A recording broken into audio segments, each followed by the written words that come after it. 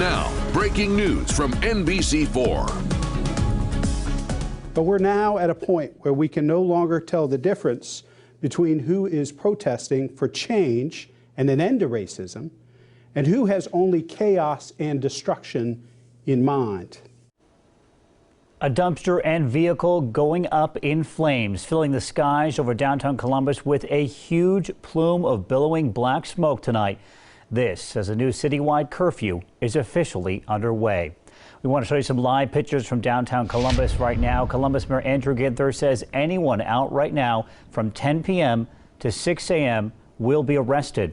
The announcement following an activation of the Ohio National Guard by Governor Mike DeWine after Columbus police declared a state of emergency. You can see empty streets out there as police have ordered everyone to be at home. Thanks for joining us for NBC4 at 11 tonight. I'm Mark Taylor. These big decisions from the governor coming after crowds took to the streets for the third day in a row of protests, all protesting the death of George Floyd, who was killed in Minneapolis while in police custody. So far in Columbus, more than 100 buildings have been vandalized and at least 5 police officers injured. Now, hundreds of people have been protesting in downtown Columbus and in the short north over the past few days, calling for justice and change. And while the vast majority of the protests in Columbus have been peaceful, DeWine says some groups are causing chaos. The voices calling for justice, the voices calling for change, are sadly being drowned out by a smaller group of violent individuals. These violent individuals threaten the safety of our citizens. Now, police have used tear gas and pepper spray a number of times to disperse crowds. The governor is also asking the state highway patrol to step in and help enforce the law. Tonight, we have team coverage with NBC4's Ted Hart, who's been watching things happening in the short north area. But we begin with NBC4's Eric Halperman, who is in downtown Columbus right now near Broad and High. Eric, what can you tell us at this hour? Mark, here at Broad and High, the past couple nights, this has been one of the busiest protest spots with hundreds of protesters along with lots of Columbus police officers.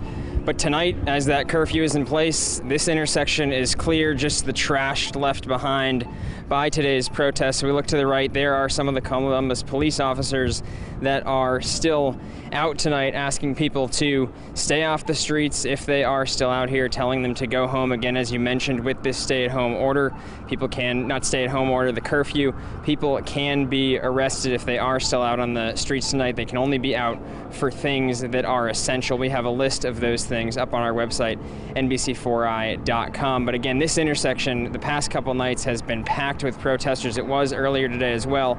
And I want to show you part of the reason that this is in effect is because of the vandalism that's happened over the past couple of nights. You mentioned about 100 buildings vandalized and some of them now boarded up, buildings around town. It's hard to go around downtown right now and not see buildings that don't have boards on them, whether that's because their windows have already been damaged or they just want to prevent damage from happening. Mark? All right. Eric Halpern reporting live. We appreciate that report. Continuing our team coverage tonight, protests also happening in the short north. That's where we find NBC4's Ted Hart with a live look at what it looks like at this hour. Ted? Yeah, we're on High Street at 9th, and we've been watching police moving crowds of protesters north on High Street all evening, a little bit at a time, all the way up into campus, kind of culminating in apparently looting inside the Target up on campus on High Street. Now we have a group of officers who are appear to be done for the night, heading back to their precincts. And not just Columbus police officers, but also officers we saw from suburban departments, as well as deputies from the sheriff's office, including SWAT vehicles and urban assault type vehicles, all moving these crowds of protesters north on High Street. We started at the convention center and then the push all the way up into the campus area. Some of the protesters have been confrontational with police along the way. Police have been on the bullhorn, though, all night, telling them that the curfew is now in effect and they need to get off the streets. And people generally have been moving along. We did see a couple of protesters try to start a fire in the street, and then sometime later we actually did see a fire in the middle of High Street at about 7th Avenue, I think it was.